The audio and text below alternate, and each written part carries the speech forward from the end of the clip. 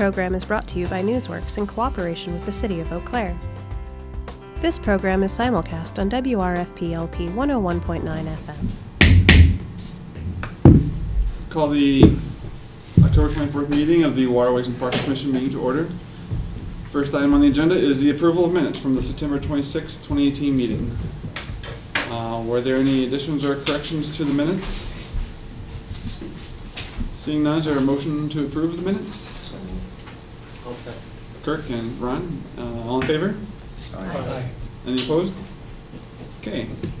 Second item of business is recognition of Capra with Dawn and Todd. Are they here? Speak to that for a few minutes. Dawn, I apologize. I'm subbing tonight for Dawn. She called earlier. She's not feeling well. Earlier this year, the City of Eau Claire Community Services Parks Rec and Forestry Divisions received national accreditation through the NRPA, National Park and Recreation Association. The accreditation process is a fairly laborious process. This is our second renewal for accreditation. In 2013, we achieved that standard, and then we were renewed just this last year. And Dawn attended the NRPA conference in Indianapolis in September to receive the award. Of 150 standards to achieve accreditation, our agency achieved 148 of those standards, far exceeding the minimum of one standard. And what the number of standards range from a variety of topics, from stewardship to how we develop policy, emergency action plans. And again, there's 150 of these standards that basically say, yes, your agency is you have a very high bar, and we're proud of that, and we intend to keep that, that standard of care in our agency to that level for years to come. It's quite a amount of work to ramp up every 5 years to achieve this honor, but it's something we all look forward to doing. Of 190 agencies in the nationwide, we are one of two agencies in our demographic that achieved this last year, which is fairly impressive. And it also tells us we're doing things right when we're compared to our peer agencies across the nation. So if there's any questions, I perhaps can field those. I'm sorry that I was prepared as Dawn would have been, but I would just add that our Parks, Recreation, Forestry Division are some of the best qualified, best trained professionals that you find in the industry. And one thing that I've come to appreciate is the passion they have for our resources in the plant. It's truly remarkable. And I think everybody that sits here has been through our park system and has appreciated it. And Todd and Dawn and all their crews, they're the stewards of those resources, and they take it very seriously. Any other comments or questions for Todd? Susan? You mentioned we were 2 out of 148 or something in our demographic. What is our demographic? Communities with a population between 50,000 and 100,000.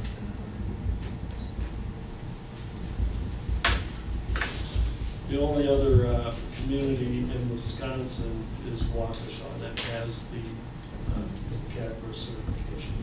So we're 1 of 2 of us. That's great. It's amazing. Congratulations. Thank you. Congratulations. It's a testament to, again, it's our whole department.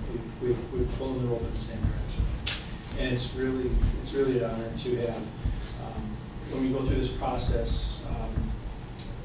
Officials from other agencies across the nation come into our agency and audit us basically.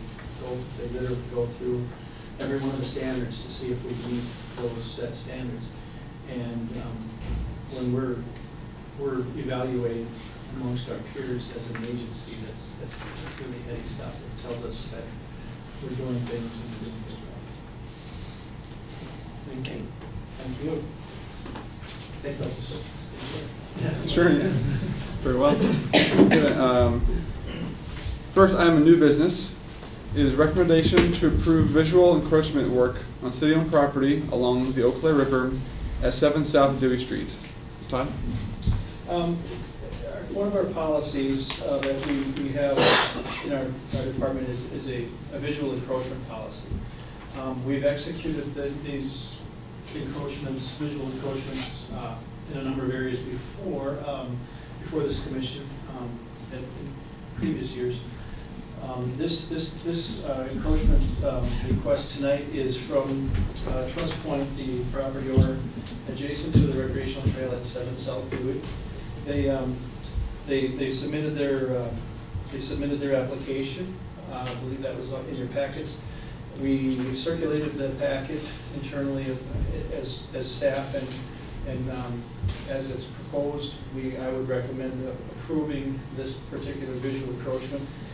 What it's essentially going to do is it's going to open up the river corridor of the Eau Claire River at that address for a significant improvement to the view shed. The primary focus of this encroachment will be to remove a considerable amount of buckthorn and an aggressive invasive species. There's going to be removal of some dead and down trees on the riverbank. A good deal of Siberian elm and box elder. The canopy will be lifted, so to speak, pruned up, and essentially you'll have this area along the trail here will have quite an improved view of the river. The applicant is here along with the contractor. They're proposed to conduct this work with the cost of this project will be borne by the applicant. The work will be done with general oversight of our department, Parks and Forestry divisions. And again, with work on these sensitive banks, we do appreciate having the ability to open up that vista. But we also, the work needs to be executed in a manner that's sensitive to the riverbank as well. And there's also a replanting proposal in their application as well. That's another earmark that we look for. And the applicant is here tonight, or a representative of the applicant is here, and matter of fact, their contractor that they're intending to do this work with to execute this encroachment is here to speak to it if you have detailed questions. But if you have any questions for me, I do recommend approval based on the fact that they meet the criteria of our policy, and it is also consistent with the waterway plan that was adopted in 2012. And the spirit of that waterway plan was to open up our riverways and waterways for the enjoyment of the community. Tom? So the clearing would take place from Dewey Street back all the way to the S Bridge, or how far back? Not all the way back, but just on their parcel, the abutting parcel. Okay, and so from the street back, and we don't know how. I would suspect 400 feet, John? 300. 300, okay. And then there's the gap where the washout occurred that there would be a little bit. Right, yeah, that one of the photographs might have shown the edge of 2 years ago when there was a major failure. There was a failure of a storm drain, or not a storm outlet. And a good chunk of this riverbank did erode here, but that's been since, riprap has since been keyed in and repaired. And that's stable. The work that they're going to do here won't impact that at all. Past that, I think so. About 75 feet past the riprap. To the east of that riprap? Yeah. Okay. The work, again, things that were consistent with our policy is Trust Point has developed a relationship with Tree Savvy. Tree Savvy has, their staff are certified arborists. being a certified arborist tells me that these folks that are conducting the work, doing the work, are on the cutting edge of proper technique and are in forestry. As a matter of fact, I know the two folks very well. They were former employees here for a number of years. And I do know that the work will get done on the highest of integrity and care. I got some Hey, John? issues with this proposal. And I want to start off by saying Tree Savvy is an excellent company, and they've been to my house and did a good job, and I refer them to my neighbors. They have at least one certified arborist, maybe two, I don't know.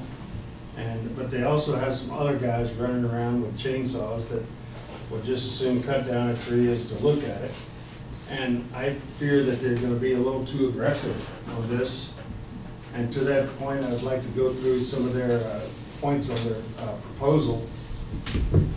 And number one, it says remove all invasive and non-native trees. That sounds great. I'm all for that. Number two is cut foliage shall be treated with herbicide to prevent resprouting. I'm all with that. Number three, subordinate trees shall either be thinned or removed. Okay, subordinate trees play a very important part in a forest. When a big tree falls down, it's up to the subordinate trees to fill in. It's not up to the city to run out there and plant another tree. So if you remove all the subordinate trees, that's the second tier of the forest, and there'll be a gap there missing. Now, you've already said you're gonna cut down the invasive and non-native trees. I don't see why we need to approve cutting the subordinate trees, which could include native trees, the way it's stated there. Any native trees deemed to be potentially hazardous shall be removed. I got a problem with that too. When you talk about hazardous trees, there's low-level hazards, there's moderate-level hazards, there are high-level hazards. I could walk by a tree and say, well, that tree could have fallen on my head, I better take it down. That's a low-level risk. In my opinion, there's only one tree there, and we saw it on the pictures. It's leaning over the building. It's a Chinese elm. That can be removed. There's nothing else I would deem a hazard there. So to leave these terms in there, subordinate trees and hazardous trees is like giving carte blanche to cut whatever you deem necessary. And I think this should be rewritten before it's voted on. Understory cleaned up, the remaining trees will be trimmed to increase visibility of the river. Removing the lower branches of a tree has its own detriment to a tree, and I really don't like the way they go around the city. I understand we've got to keep our roadways clear, but you know, they are pretty aggressive with the lower branches. And I brought this article here. It's written by another certified arborist. He's in Texas. It's really only a few paragraphs. At the risk of sounding like a filibuster, I'll just skip to the bottom line and say he recommends not cutting the branches off of the lower part of the tree, a mature tree, 15 inches or bigger, 15 inches in diameter.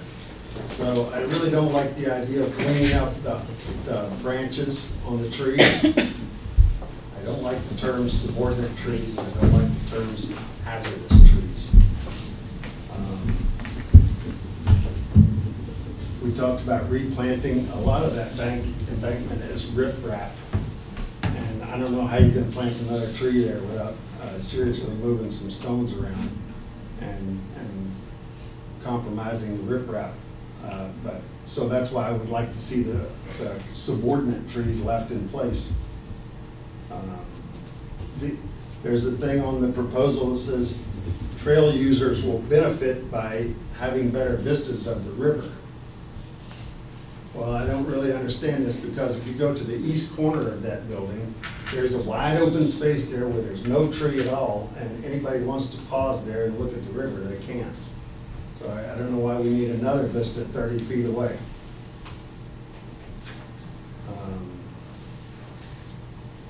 Like I say, this proposal needs to be rewritten before I would vote on it. And I would recommend that the Tree Savvy and the city arborists walk around with flagging and decide on what trees have to be cut before they show up with chainsaws.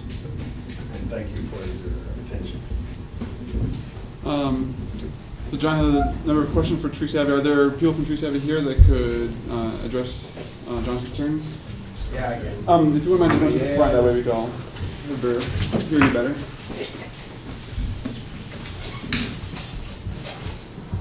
And would you mind stating your name, please? I'm Luke Hall, owner of Tree Savvy. And I guess I don't think the overall goal with the subordinate trees is to wipe all of them out. Typically, we'd like to establish some dominant trees. It's kind of like the wood setting, popple stand. Everything comes up super thick underneath that successional forest, and slowly they die off. We would just basically be starting that process, thin out some of the less desirable trees. There's a lot of box elder, a lot of buckthorn, some honeysuckle. Yeah, so I guess the goal is not to wipe out the whole understory. As far as the large trees, most of those cottonwoods, once that understory is thinned out and those desirables are identified and left, most of those cottonwoods and the elms are up high enough. It's actually going to be a lot of dead wooding and thinning. Most of the height clearance should be there to be able to see, even from a truck driving on that, you'd be able to see down to the water, I think. But yeah, mainly just a thinning of the understory, picking those desirables and letting them thrive. So as far as planting goes, yeah, it'll be a little tricky. That's why that kind of the caveat in there is just kind of seeing what's left, what we've got to work with, and picking spots that we can plant. So. Any other questions over here? Okay. Thank you. So I see you're going to be treating some foliage with herbicide. Yep. Is that going to be sprayed or is it going to be painted? We have found that we have the best luck with a foliar application. Typically we'll cut in whenever time of year, and then typically in the spring when everything resprouts to about 12 inches. 12 inches is a nice number because it's low. We don't have to use a lot of chemical, and we get really good kill. Stuff dies off, first winter snow comes, all that stuff breaks, falls to the ground, looks really clean underneath. We've done a lot of it down on Lowe's Creek, a lot of those properties on the bank going down to the creek. We've got multiple customers down there and they are super happy. And the spray we use, it's mainly water-based, so it doesn't actually kill the grasses and stuff, so it's very targeted to what we actually hit foliar. So, and honestly, we use less chemical than if you were to use like a Garlon with a diesel additive or something like that. So. I'll just to clarify too. Oh, actually, Todd, sorry, Susan, you had a sorry. question? Well, I was going to actually ask Todd a question. Oh, actually, well, then I had one more question. Yeah. So Chinese elm is an invasive species, but you said this one's going to be left due to its stature. Can it be removed, or what's the reason for There's that? a big one, the one that's leaning over the building. I mean, that's like a 24 inch at least caliper tree. So that would be definitely a noticeable tree if it was taken out. So Chinese elm is a class 2 invasive. It wouldn't fall in that category where it would be most appropriate for that to be used as well. Again, the buckthorn is a highly aggressive plant. To clarify a couple things, when the language of the undesirable, or what was that? When we look at undesirable trees, or trees that are in the policy it says malformed. When we see a tree with poor architecture and we suspect that tree, the tree may fail at some point, we would rather have that tree removed in a calculated manner rather than having that tree fail, especially in a riverbank where if that tree has potential to fail due to poor architecture and poor form, when that tree comes up, it's likely to tear a good chunk of the soil away with the wood plate, and that's on a steep bank. That's something you definitely want to avoid. So, as Lucas said, when they get up into, do some of the thinning, it's a lot of dead wooding and taking out some of the branches with tight angles on where the branch trunk union curve. Subordinate trees, I don't disagree that the narrative could have been possibly a little a little clearer. What we certainly don't want to see is a uniform cutting. What is desirable and healthy, and again, the work that Tree Savvy is going to do is going to be under the general direction of our department. We want to see an uneven aged growth through that stream, through that area anyways. Anytime we're working, even from a citywide perspective, an uneven aged forest is what we shoot for. You do not want to have an even aged community forest because all the trees are maturing at the same time, reaching their life expectancy and ending that life at the same time without an understory. So we would be working real closely with folks from Tree Savvy to identify what stays and what's deemed appropriate to remove from staff. And again, our focus is removal of invasives, trees that could potentially be detrimental to the riverbank should they remain. And the proposal is consistent with the waterway policy, or waterway plan. Steve? Did you ask me a question? Well, he answered my question mostly before I asked it, so. I want to say that I went over and walked along in that area. Whole area should be a very beautiful area. It's definitely intended for public use. And right now, when you walk along, most of it, it's just a wall rather than what it was originally set out to be when the trail went there, I believe. And so, especially with the supervision process that the city has when a contractor is working, I would trust their judgment that they are not going to overreact just for the fun of cutting. I will second that. I've been on that hill before. What about the term hazardous trees?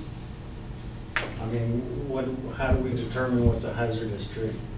We have a qualification, basically a report card for a tree, and we can score each tree out if we feel it's necessary. And we could, if a tree has a risk factor that we feel the risk is relatively low and unlikely to happen, that tree would be a candidate for, the dead wooding or sanitation type pruning as opposed to removal. If it has a category, a tree risk score of something that should be removed with any sense of urgency, that would come on. It's not an arbitrary decision. There's an actual score sheet that we can grade each tree out. And Lucas, I believe you're familiar with the track qualification. But it seems like a lot of these decisions should be made before the chainsaws come out of the truck. I don't disagree with that. Well, if you take out that word potentially and just say hazardous trees of whatever category, figure out what category is going to be acceptable and throw that in there maybe. But take out the potentially hazardous, that eliminates just willy-nilly cutting down everything that might potentially grow into one of those categories. I would guess that's an amendment to a motion or something at some point. That's what I'm saying, this thing should be rewritten to remove those terms about subordinate trees, although you just addressed, you said you like multi-age forest. Uneven-aged. Uneven-aged and that forest. I don't see any reason for taking out, I don't know what the hazard is there. I mean, is the tree falls in the river, is that a hazard? No, it's the adjacency to the public trail where there's considerable use. I mean, you could always say a tree could fall on the bike path and kill somebody walking down here, but I don't think that it happens that often around here. And I just don't see anything that would be deemed hazardous there. I like the idea of going with the established criteria that you talked. The track qualification, Yeah. tree risk assessment. As long as somebody's monitoring it before the chainsaws come out, right? Tom? I would agree with the modification of the terminology, even to the point where any native trees deemed hazardous by city forestry department. In other words, so the city owns the decision in terms of which trees would stay and which trees would need to be removed or deemed to be Yeah, hazardous. and it's consistent with the way we've applied these encroachments in the Sure. past. That we can This just spell it out. If we spells wouldn't it out. change anything we've done in the past, if you want to spell it out that way, you certainly can do that. Okay, Oh, so- sorry. Okay. Oh, Kirk, go ahead. What's the difference between thin and removed? Thinning, Isn't thinning the removal of like trees for spacing, leave some, remove some, isn't that what thinning is? you can say so. Thinning, thinning that overgrowth. Again, I think when it comes to thinning,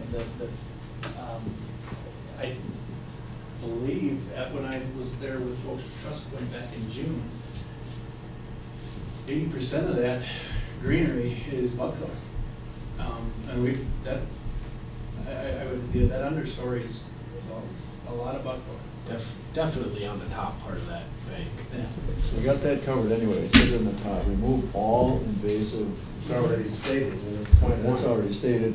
I take subordinate tree thinning to mean you've got some desirable species, but some are crooked and some are gorgeous, and so you take out you thin out some of the less desirable looking trees, even if they're of a desirable species.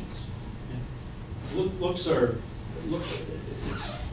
of a tree are one thing, it's indeed if it has poor form and poor architecture with That's potential to right. fail. I understand. Kate? So I just want to make sure I'm understanding, and I know I was late, so I apologize if this was already covered. But, so there's not going to be a full removal of all the trees at any point in this No. project? Okay. Where it says remove all invasive and non-invasive trees along the south bank of the Eau Claire River, starting at Dewey Street, what does that mean necessarily? Invasive? Oh, All invasive, I see. non-native? Okay. Non-native? Okay, got it. I have another question. Yeah, Is go that ahead. okay? Mhm. So I feel a little nervous about spraying herbicides so close to the river. Does the city have a policy on how we handle that? Is spraying chemicals along the We use a river like product that? that's approved for use adjacent to waterways, Okay, and that's certainly what tree stand will do. okay.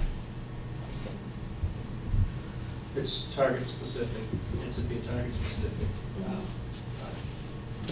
Meaning, It's going, what they apply it to, it's going to target that particular vegetation and Mhm. not affect adjacent aquatic plants or any other vegetation. for that. okay. Kirk? So I'm just a little concerned about what happens after you have these smaller saplings and so on growing up from all levels on the bank. Doesn't that fairly rapidly, again, block the view? There's a maintenance requirement with these encroachment policies or these encroachment requests that the applicant will be committed to maintenance. And will the maintenance involve cutting more of those smaller trees down to again regain a decent view, or are we? To establish that view shed, to maintain what we can. But it's, again, we wouldn't be going in and doing a complete cutover, it would be a selective. So some of those trees would be allowed to grow to Absolutely. maturity. So Todd, it says in there that after the trimming that, replanting of other vegetation, like, from what I read, like low profile vegetation would then be put to fill in places where the trees were removed or something like that? There's a replanting component it's a requirement of each of these aspects. And then would, planting where trees were torn down, that would keep saplings from growing up, that would keep the profile open? What we recommend, there's a replanting guide, what we recommend are smaller stature, lower growing trees that aren't going to blow up and, shield that, put a curtain in front of that river, or that water corridor. Staghorn Sumac been real successful in a lot of these processes that we've done in the past. A few more questions. Do you know about how long the closure of the bike path would be necessary to remove the foliage? What was that, John? The bike path will be closed for the duration of the removal of these trees. Do you have an idea how long it might take, or so a day or a couple of weeks? Or? No, I would estimate hopefully less than a week. So. Okay, just a ballpark figure. Yeah, and I think there's the one little triangle, or There's a, to that regard, there's a sidewalk. Yeah, That's Yeah, I think the outside parking of lot, buildings, where the so parking that's lot where is the going in parking front of the lot- building? we should Okay. only be able to have to close, just that 300, 400 feet or whatever it would be. We'll work with Leah as the traffic engineer to, as far as rerouting or detouring, and we can post that detour date and time as we get notification when the work will commence. And is there any concern about sort of a domino effect? That there's a view is improved in that section, so the next guy wants to do it, and the next guy wants to do it. Which is totally consistent with the city's waterway plan that was adopted in 2012. We want to touch this water. We've shut these river banks and waterways off from for our pleasure. There's a fine balance that I try to make sure we maintain is, yes, it's gonna be to the enjoyment of people using that recreational trail, that view shed, and obviously the business associated, the abutting property owner that's requesting this. But I also have a concern about the river user, the kayaker, the canoeist. Do they necessarily want to see structures? So I'm watching for that balance. I'm looking at it from both directions. I'm not all about one, I'm not all about the other side. I'm looking for a balance that achieves the greatest satisfaction to all, for this community. And that will be my compass as the work is performed under our general direction. Is there a segment along the Eau Claire River where this type of thing has been done already? Mayo Hospital, above Half Moon Lake has done considerable work. Actually, several years ago, they were the first applicant to approach us about this type of work. And it was as much due to the fact that the helicopter landing pad was over near the shore of the lake, and the FFA regs required everything to be knocked, vegetation to be down at a certain level due to whatever way helicopters operate and the lift they need. And over the years, these trees, a lot of them were Siberian elm, were topped, and the tops were cut off. And then these trees became hazardous, and they started to fail and tumble and die. We wanted to do things right, we wanted to do things in a better way. And essentially, that's how policy 7.7 kind of came to be. Other folks have approached us. The Severson home, some years ago, probably 7 or 8 years ago, same thing, the same process. They had a wall of green foliage behind their cafeteria windows, and they couldn't appreciate the river for the residents there at all. The firm was hired, and they executed this policy to the letter, and it's worked out very well. Over on Thorpe Drive. Thorpe Commons was one of the early ones, yes. And Thorpe then over Drive. on Riverview Drive. On Riverview Drive, there was 2 or 3 property owners that combined and actually worked out it worked out well. Tom? If we're ready for a motion, I'll throw one out there to see if it can gather a second. Quite before that, I was going to ask if any member of the public that want to speak to this matter. Okay, seeing none, Tom. Okay. My motion would be that we would approve this with the following amendments. That would be on the 3rd bullet of the first page where it says subordinate trees shall be either trimmed, thinned, or removed. We would say subordinate trees as identified by City Forestry Department will be removed to allow more desirable species. And then on the 4th bullet, any native trees deemed to be hazardous by the City Forestry Department shall be removed. So basically, we're putting some identification of who owns the thinning or the removal of trees. The decision. Who owns the decision? Who owns the decision, and we're saying it lies with the city. I'm more comfortable with that. Yeah, again, to another point too, this type of work this type of work. It speaks to what our department's ability, what we can sustain. In the last 7 or 8 years, we've had several of these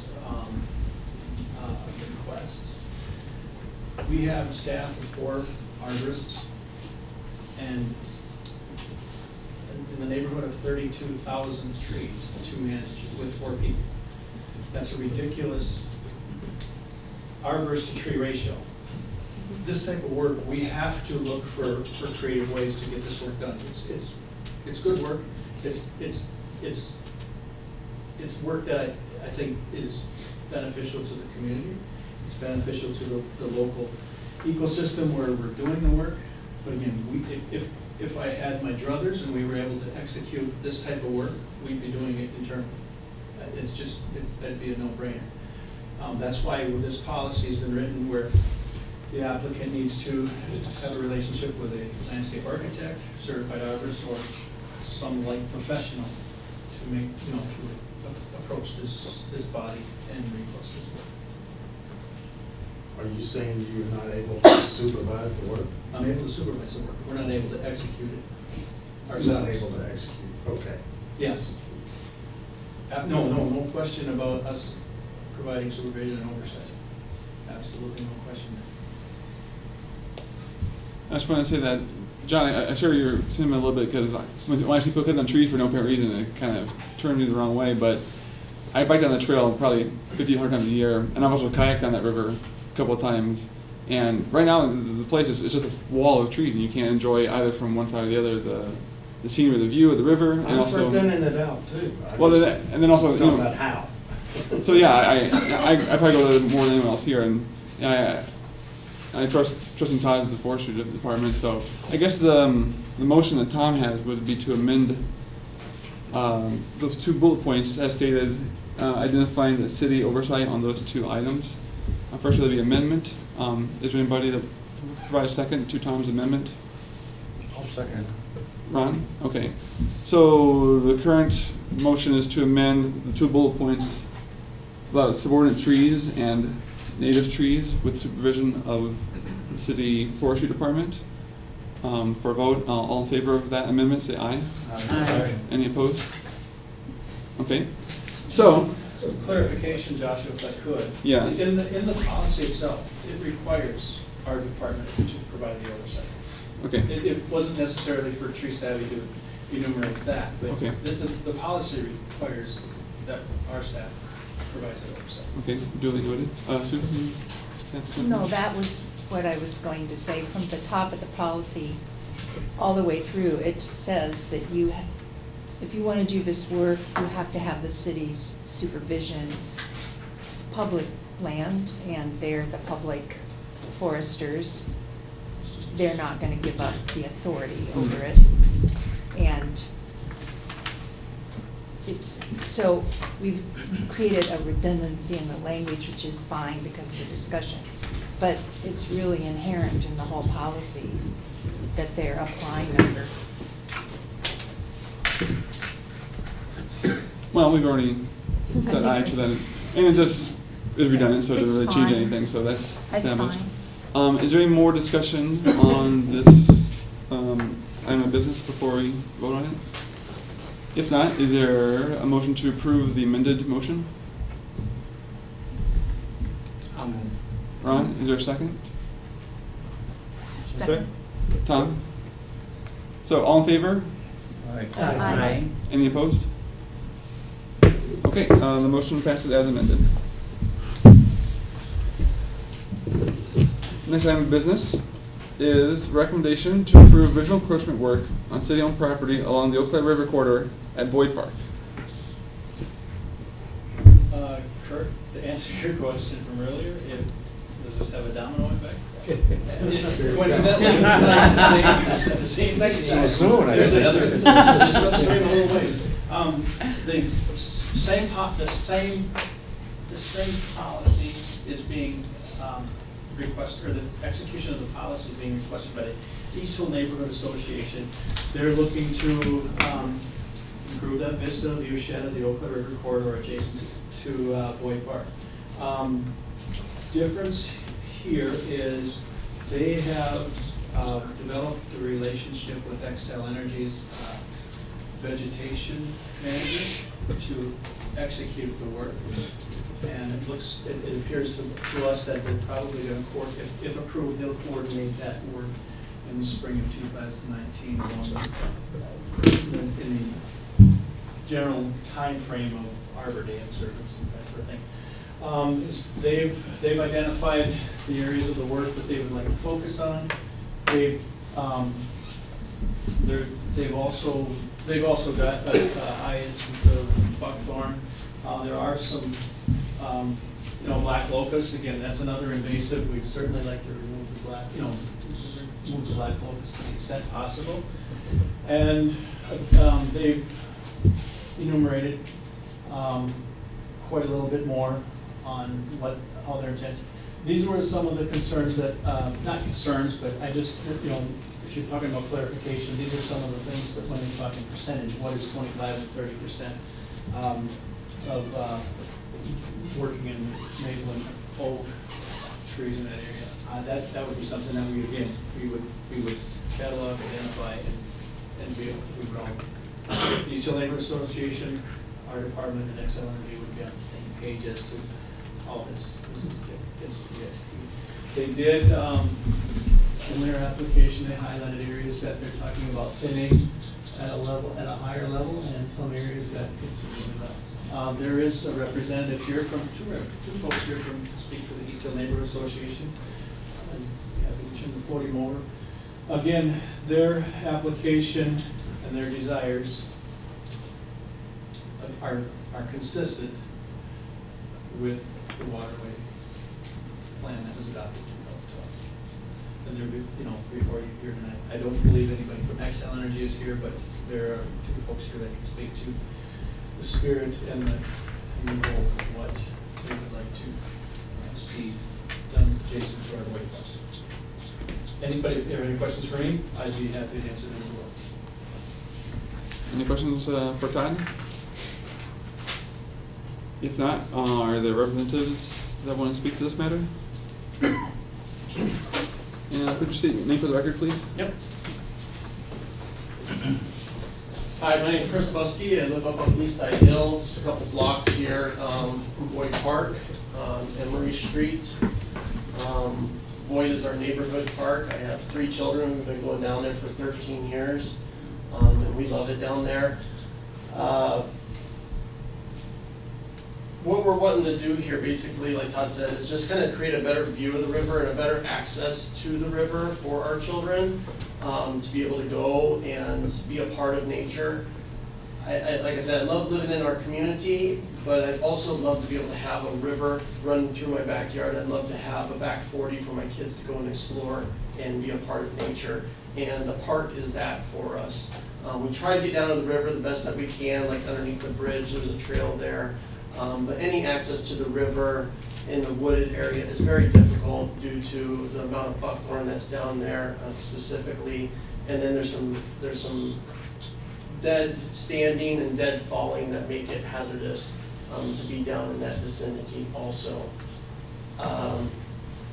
In addition to the view of the river is almost completely obscured if you're up on the hillside up in Boyd Park at all. So similar to what we were hearing from the last presentation, the river is beautiful and is a treasure of our neighborhood, and we'd like a better way to have it exposed and be able to see it. Any questions? Are there any questions for Chris? No, if not, thank you. I'd just like to add a little item, just because I'm real familiar with working down in the prairie. So I'm Mark Ruddy, I'm the president, I'm with the East Side Hill Neighborhood Association on the steering committee. We put a lot of energy along this area from the buildings all the way along the north edge of the prairie. And for the last 3 years, we've been thinning out 20-foot wide kind of copses of young trees that were yay tall. And so this year, we've successfully done that. And one of the things that has been obvious is that we've gotten back into the understory a little bit and with the buckthorn. And as soon as you clear that buckthorn out, you can see river down in there. So it's really effective to be able to open up with the buckthorn out of there to just hugely improve the access. And I had a little bit of a discussion with the man who did our report here, and one thing I've changed my mind on over the last year about the prairie in itself is I'm much more friendly towards the black locust for a couple of reasons. The biggest thing is it's an early pollinator along with some willow we have down there, so that early birds coming in have that access to a food source. And I want to point out just one little area, it'd be about right here. 2 years ago, Mark Wessenberg, who's been active with our neighborhood association for years and years, took it on himself to clean up a little area there that's about the diameter of this room, and it's got 3 huge black locusts there with just really deep textured bark. And he took it on as a project to clear out a bunch of junk that was underneath that tree, dead wood and weeds that were 3 or 4 feet high. Mulched it, put plastic down, put in shade tolerant perennials, and it's a gorgeous little entry to the park to have that. So I'm sort of my appeal for the black locust that I for one see a needed a certain potential for keeping this natural amount there. I mean, there's plenty of the black locust, so we can take out some, but we certainly want to keep some, in my opinion, for that pollinator capacity. Can I add something? Yeah, sure. All right. So this work that we're looking to do right here is kind of groundwork, figuratively and actual, for bigger projects that we're looking to do to Boyd Park in the future. We have entered an agreement with the city, a memorandum of understanding to do some improvements to the park. And one of them is to create a nature experience for the kid, or for our neighborhood. Basically, we want to create some enhanced nature trails with the emphasis on education for the kids. So what we want to do along the river there isn't like go and just clean it out. What we want to do is basically create a safe environment and create it, similar to like a Beaver Creek type feel, where kids can go down there and maybe even take field trips and stuff like that, and walk the woods and have identification cards and stuff like that so that they can learn.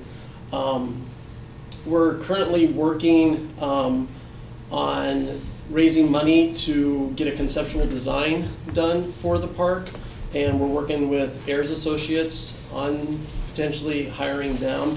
One of their employees volunteered his time. He's a neighbor to do this type of work. He's a landscape architect and worked closely with the River Prairie project. So we have a lot of confidence in the work and experience that he has, and where we're kind of going with this project. But this is just kind of the groundwork. We have Excel that's excited to be a part of this project with us. They've are offering up their services. So this is kind of just getting things kind of cleaned up a little bit, not too invasive, or not going out and just cleaning out a bunch of stuff, but just seeing what we have there to work with, and then go from there. A little background. Are there any members of the public that want to speak to this matter? Is there any further discussion from the committee members about this proposal?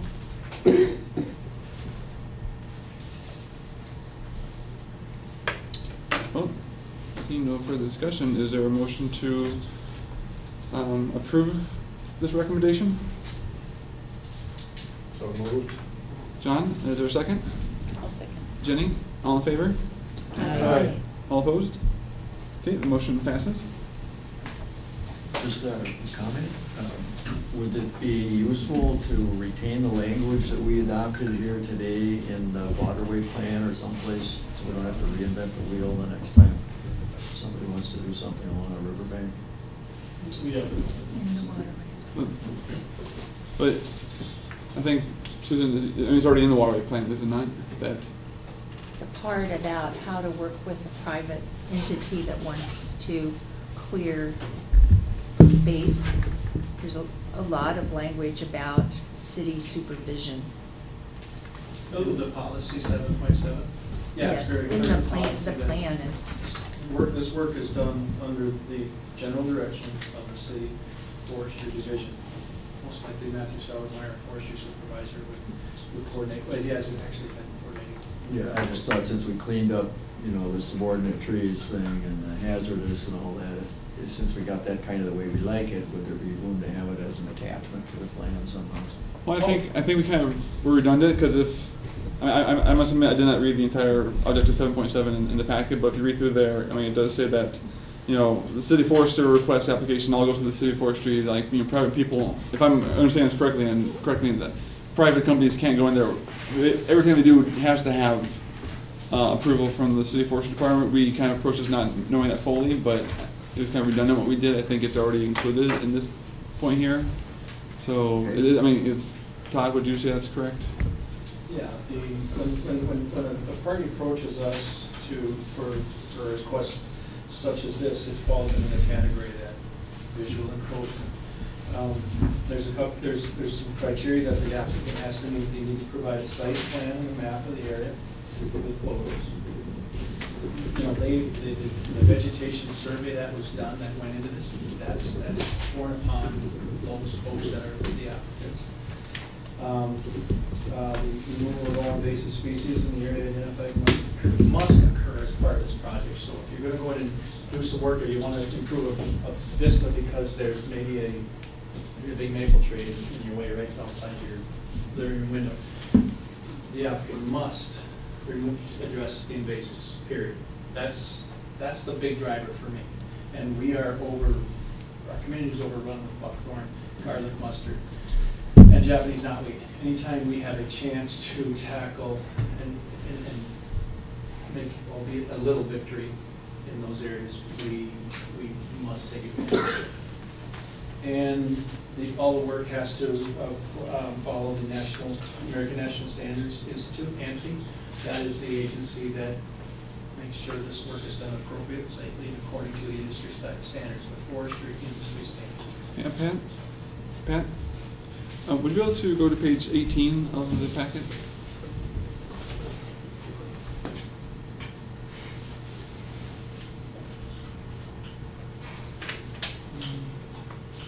A few, three more pages into that.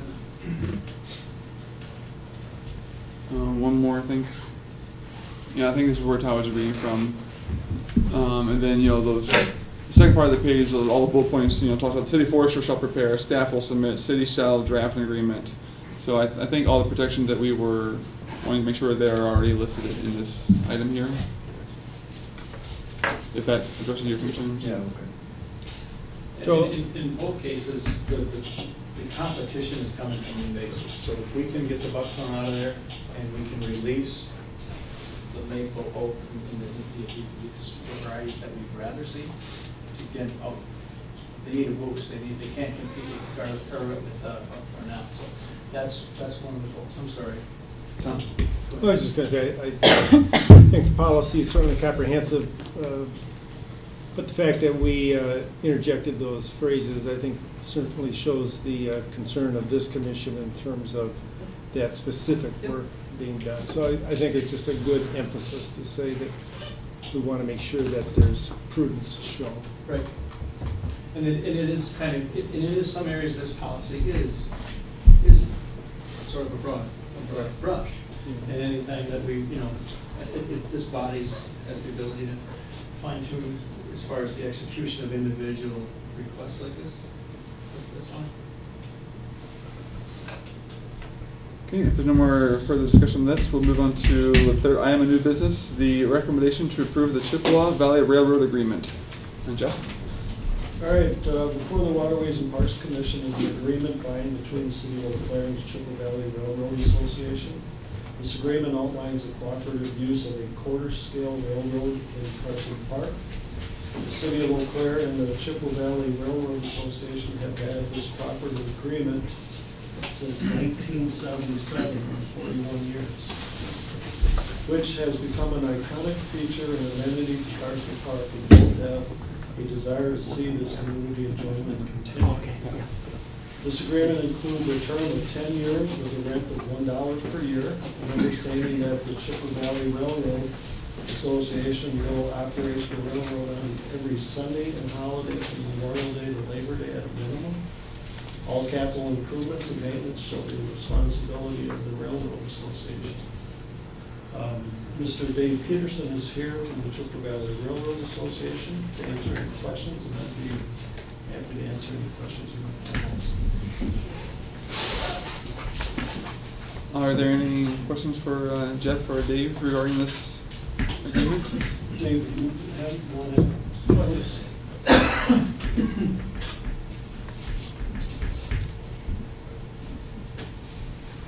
It's interesting to be here tonight. I was chairman of this group when it was the Parks and Beautification Committee. And then worked later with Ken Van Ness chairing also. And back then, we never had anybody show up. I remember one meeting, and you were there, and we looked out, and there was someone sitting in the audience and said, "Oh, we didn't know how to handle public." We did have students from the university, however. Just how many have ridden the train? So good. Maybe just a quick history. We started in running a train in 1978 with an eighth of a mile of track, one little steam engine and 4 cars. Our lease that Fred set up was to maintain the 2719, which we did do. And I just mentioned that one of the things we did in the process, we legally evaded the locomotive all the asbestos, which at the time we were restoring the engine to operation. It was over $25,000. There are 3 of us that did it legally ourselves. We thought we could do that, so we did that. So just a little milestone here. Today we're up to half a mile of track. We have 2 steam locomotives and 1 diesel style train and 10 coaches. We have 2 buildings and the Chicago Northwestern Milwaukee Signal Tower, which, a little bit of trivia, is actually the last depot in the city of Eau Claire. When the main depot was torn down, the orders came out of the tower. Orders always come out of the depot. So the Northwestern took the sign and cut off the tower, and it was Eau Claire, which meant that was the legal depot, or the actual depot for the city of Eau Claire. So we still retain the actual last depot in the city. Our funding started with First Wisconsin National Bank. Josh Schleck was a member of our club and helped form it, and gave us the seed money to buy the engine and build our first depot. We had subsequent grants from the Hobbs Foundation, and the last one was in 1985. And since then, we have been on our own, have had no fundraisers, and all of our revenues come from our ridership. However, we just recently received a grant from the Eau Claire Community Foundation for what we call the West Branch Line. We're changing our track layout a little bit, and that grant is for $6,000, and we are underway with that particular project. We do a lot of our track work now, working with the folks from the Chippewa Corrections group in Chippewa Falls. It's a state institution that have people coming to have their term of incarceration lessened or terminated if they complete a drug and alcohol rehab program. So they come out here at least 3 or 4 times a year and lay track and do a variety of things. So we feel we're giving back to the community by working with these people in a very, very positive way. We've found that the rate of success is over 70%. They do not come back into the system. So we think we make a positive contribution there. In the last 5 years, we are averaging 7,800 riders on those Sundays and holidays. Our high has been at 9,000, and the low was 6,000. Our income, other than this grant, comes from our revenues, which is now around $18,000 to $19,000 a year on an average. Now, the city's been very cooperative with us. They did provide a parking lot in the Paul Bunyan Camp Road. And just recently, we purchased handicap toilets there, and the city takes care of that, but we were renting one. So now we have a year-round toilet there, and that's good for our riders and also for a lot of people that use in Carson Park. We're also involved in recycling. You see the chip sealing that goes around town? Guess where that ends up? Rebuilding our road bed. So the material that can't be used or recycled comes up, and we distribute that when we build our track or our ballast. And the interesting part of that is real Dresser trap rock, which the Sioux line still, and the CN still takes out of Dresser, Wisconsin for the railroad ballast. So just a miniature size. So interesting. Number 19, which is our first steam locomotive, is the oldest operating park locomotive in the state of Wisconsin. It is nearly 100 years old. It was built in around 1920 for a little amusement park between Racine and Kenosha. We finally found that out. Our other steam engine was the first 16-inch gauge Crown locomotive that has built park-size and full-size locomotives around the country in the last few years. The Chicago and Northwestern Depot tower really is significant more than it was the last depot. It has the first installation of electric dynamic signaling in the United States, and that's verified with U.S. General Signal. It's in their history book as Eau Claire is the first installation of that was used then throughout the United States and the world. And all the old equipment for that particular system is still intact in the building. So I hope you'll improve at least for the next few years. I do want to say something too about this group, if I can. I have a minute. When I was chairman of the Waterways or Parks and Beautification, Fred Baumgartner wanted to save the one bridge that's downtown by the confluence. He wanted people to walk across that bridge because it was then abandoned. So, because I was the chair, I was the one that was asked to go approach the council to save it. So I have to give Fred credit for that. Well, I did some investigation, and through contacts I knew with the DNR and railroad people, the short story is I approached the council, said, give us 1 year and try and take the money that DOT was going to use to tear it down to rehab the bridge. Well, we ended up saving that bridge and the other bridge down by Claremont Avenue in this process. So that's something that this group started. No one else did, but this group right here. And I've probably been part of that. And then recently, I was up with here, dedicating the High Bridge. Now that was not in the program, nor was saving the Sioux Line Bridge. So the park trail network here, I think, is one of the most unique in the state of Wisconsin. I don't believe there's any other one that has 4 saved railroad bridges. And those railroad bridges represent every railroad that came into the city of Eau Claire. No one else can claim that. Milwaukee, the Sioux, and the Northwestern, the Omaha, if you're an Omaha fan, I'm very proud of that. So I just want to thank the group and Fred and Ken and those who put that together, and now the rest of you for following through on really, which is, to me, one of the greatest recognitions of the railroad history in this city, and everyone really can use it and enjoy it. So thank you. Okay, thank you. Any questions? Susan? Yes, sir. Oh, Kirk? Could you just comment on the viability of your association? It's not gonna, your system's not gonna fall apart. Well, we certainly hope not. I mean, we're always attracting new members, and we find, it's a small group. We have about 30 members right now, and they come from mostly around Eau Claire. We work with that, Always looking for volunteers. Yeah. There's a job for you.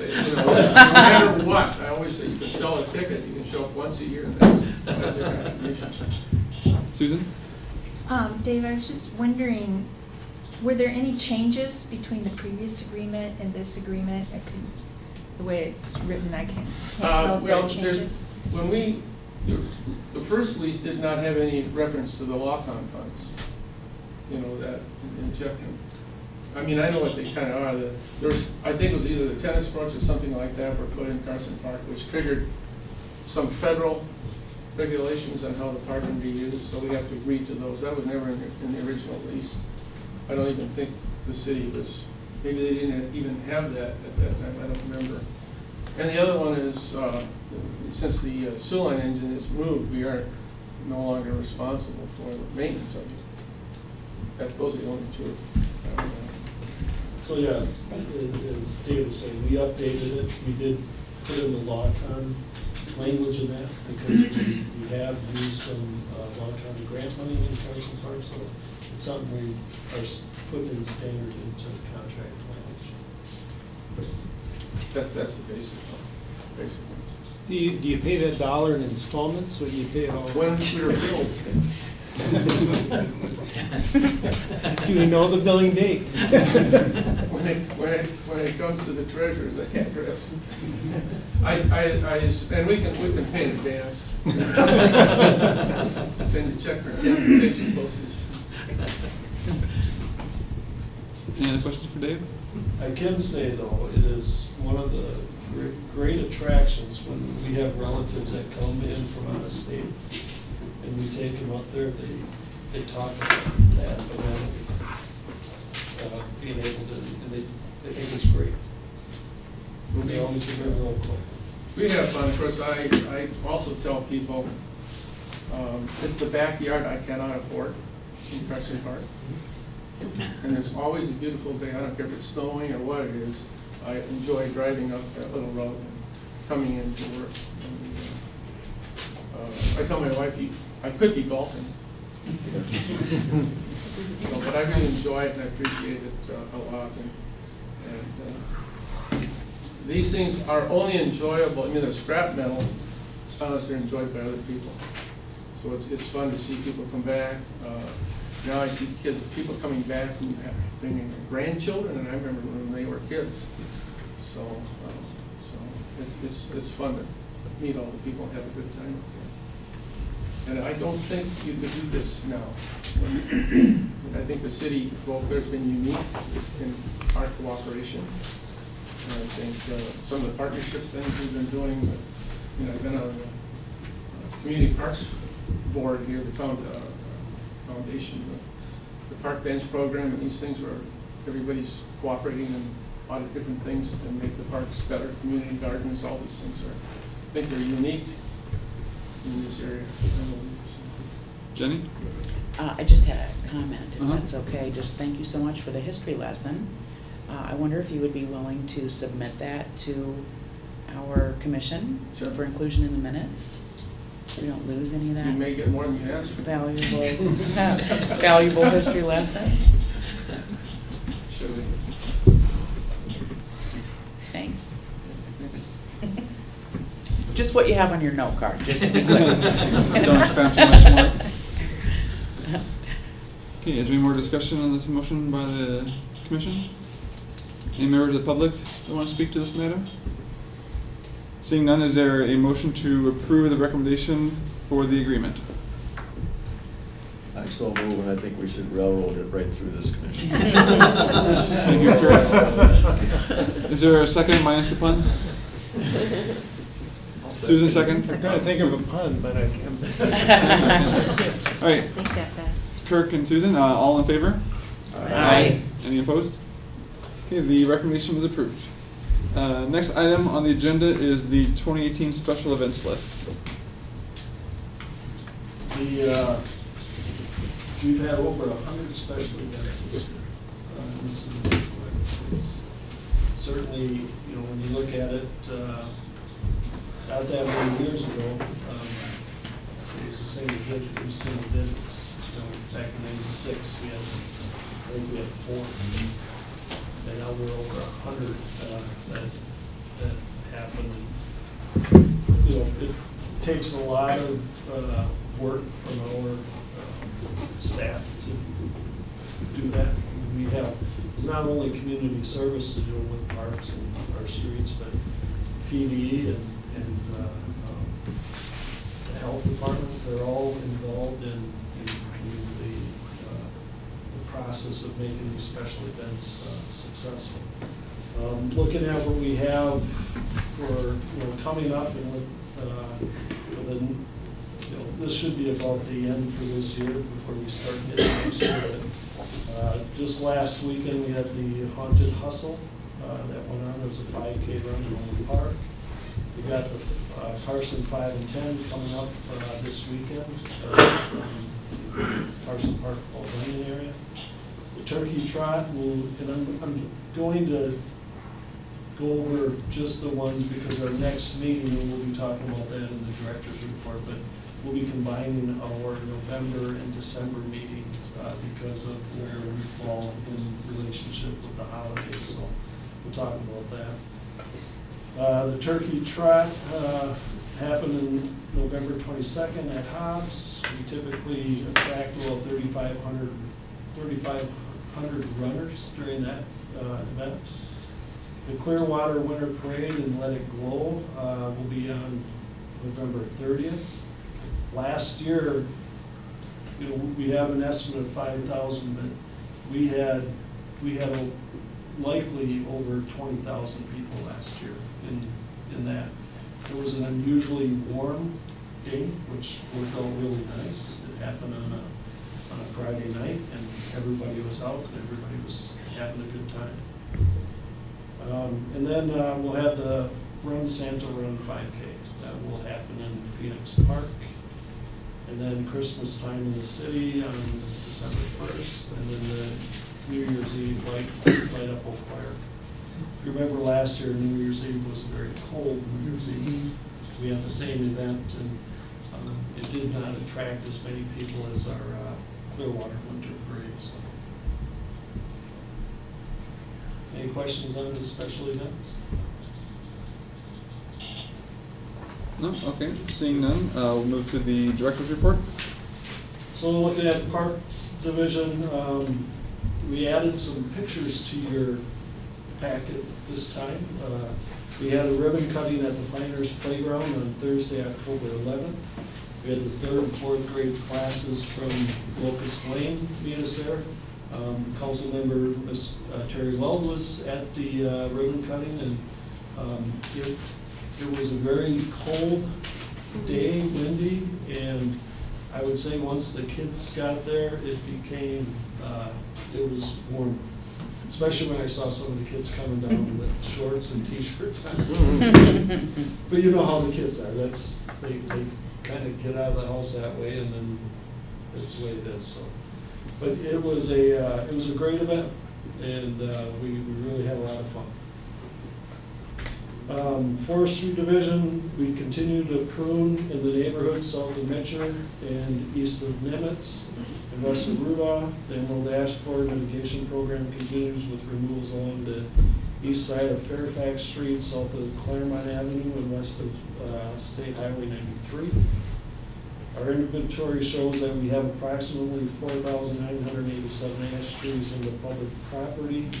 And so far this summer, we've taken down about 400 of those. We have been working with our forestry division a lot. Our street division has been helping out with doing the grinding of the stumps and then actually doing the restoration. And I think we're going behind there too, Todd, with replanting if it's been requested. Yeah, it was a request for replant with the ash, associated with the ash removal, we're replanting, and it's kind of a tough dance to choreograph, but we try to time that stump removal at the same time we're planting the trees, so we're not, backtracking, covering the same ground twice. But we appreciate the help of our street department. As we get deeper into this Emerald Ash Borer invasion, we will be needing more help from other departments as well. It's going to be it will be a crisis. But I think we've been preparing for this for 7 years, and our remaining street ash population, roughly 5,000, we're down from about 8,900. we started 6 years ago, so we're making progress, but there's still a considerable amount left. I think I've mentioned a couple times here is that we're doing significant cross-training within community services, and that's something that has, as Todd's mentioned, we have 4 arborists in the city, they can't do it all. We've actually taken more of our employees and trained them on chainsaw safety. They went through the first step of that training, which I've had a chance to talk to some of the employees that went through that, and they've said it was unbelievable as far as the training they got there. I mean, it was very impressive.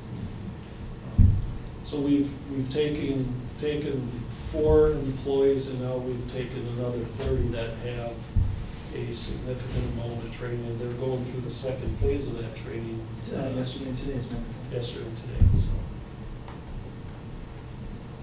so again, that's what we have to do as a city, because we don't have the resources to have a forestry division that has 34 employees or even 50. We take additional employees and we train them, just like we do with snow plowing. Everybody pitches in. I've been in a snow plow truck, Todd's been in a snow plow truck. However, you may think that's dangerous, but we go through that. For mailboxes. Yeah. Yeah. Mailboxes might, You'll replant those too, though, right? Well, your street plowed or not plowed? I mean, I guess not plowed may be better than having you guys plowed. yeah. So, Recreation Division, we have the Fairfax Pool Bathhouse is being painted and new shower partitions are being installed for next season. One of the questions came up last meeting, I think it was by Meredith, and she was asking what was our attendance at our summer school attendance program. We had over 3,800 participants in that program this year. That's up considerably compared to what it used to be. I think when we were younger, the playgrounds were always full of kids through our programming, through the rec program. And that has dropped off considerably in the last 20, 30 years. So this has helped out greatly. And part of this too is that we teamed up with the Eau Claire School District, and we also provided a lunch program through this for some of the more needy kids in the community. So that was one thing that we were able to team up with the school district and with our programs. Next item, our November, December meeting will be combined into one meeting. Again, as I talked about, the holidays fall on that 4th Wednesday real close, so our next meeting will be on Wednesday, December 5th at 7 o'clock. So if you can make note of that. Of course, Tiffany will be sending out that notice to you in advance. And, if you have any questions, let us know. And just a reminder, our 2018 fall and winter edition of Prime Times is still out there. There's a link to that page. Any questions on the director's report? Susan? I know that you found emerald ash borer in the city. Have you found more trees? Do you test them when you cut them, or? Yes, well, it was, ground zero was, matter of fact, November last year, was trees on the campus right by the Haas-Finer Center. We know for a fact that, well, shortly thereafter, we found it down off of Gulf Road near the newer Quick Trip station that's down there. There's ash trees there. Water Street, Chippewa Street, when we're peeling some bark and doing some initial cursory investigation, we're seeing larvae in the ash trees on those. No, it's very, very close. Once it's found, Susan, we know that the bug has been in our community for up to 6 years already. So it's got a good foothold, and now it's all hands on deck. When you take down a tree, what do you do to prevent the insect from surviving in the scrap. You double chip. If it's chipped to a 1 inch minus, it cannot have, you know, the larva cannot have suitable habitat to live. We don't necessarily peel the bark, but by putting it through our chipper in a truck, it's you know, byproduct is essentially inoculated. And we do take logs to our brush site on Jeffers Road. The insect can live underneath the bark of that log for a period of time. But essentially, the whole state's been quarantined. It's here. The state of Wisconsin, shortly after we discovered it in Eau Claire, the entire state has been quarantined. So basically, it allows movement of ash material, hardwood material, to freeze everybody up. Typically, when early stages of emerald ash born Wisconsin, if it was discovered that county was quarantined, no movement of hardwood outside of that county could occur. Well, as this insect is marching its way northward through the state realized that, you know, Department of Ag realizes we're not gaining anything. It's actually made things easier for us. Our log pile is available to members of Wisconsin Urban Wood, and those are local businesses, not necessarily local businesses, but any business person who the business model is intended to upcycle or recycle wood furniture and things of such. We also sell what's the remaining is sold to a conventional log buyer, and we solicit quotes for the highest bidder on our log pile twice a year, or depending on how properly how they're marshalling it. So we're taking, you know, we're trying to landfill or the least amount of that material. We have an agreement with Haas, general contractor, that they'll take our chipped biomass in exchange for topsoil that we need to restore our boulevards from our stump grinding operations. That's been real helpful for us. We probably go through 3,000 cubic yards of topsoil, just, you know, filling stump holes in a calendar year. So we've got, you know, there's a no cost for us to exchange our wood chips for topsoil. So that's working out well for us so far. We will experience a tidal wave of biomass as we move into this. This Dutch elm disease era. 5 years. We're prepared to treat it like the Dutch elm disease era with, you know, trees that are ash trees that are on private property.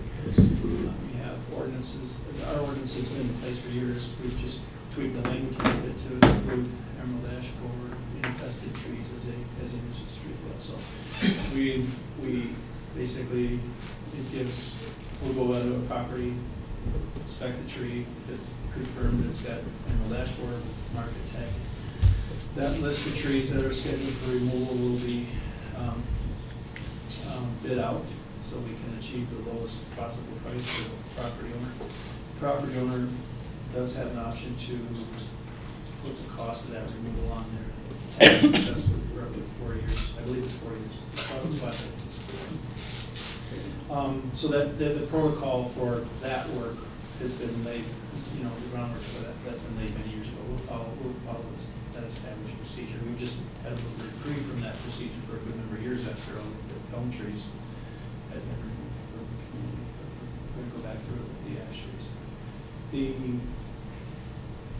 The good news, if you will, is, you know, the size class of the elm trees years ago that were, you know, needed to be taken down or ripping down, significant cost to remove, where the average size of the ash tree here is probably 18 to 20 inches, probably slightly larger on private property, but those costs won't be so crazy high if the homeowner's properties, you know, the ash trees that are homeowner's property are ripping down. Fire department will be removed. But again, we've got a process and procedure that we've followed back in the 70s and 80s, 60s, 70s, and we'll reinstitute that process. it'll be, like I said, it'll be all hands on deck for some time. But my hope is that, just like the elm tree, that the industry's grown, developed cultivars that are resistant or tolerant to Dutch elm disease. Hopefully the nursery industry and the growing industry can develop a strain that is resistant to Emerald ash borer as well. Hopefully they got a blueprint from Dutch elm disease where it doesn't take 40 years to do it, but maybe they'll learn. Any other discussion on the director's report? Seeing none, I'll take a motion to adjourn. Okay, a second. All in favor? Aye. All opposed? We are adjourned.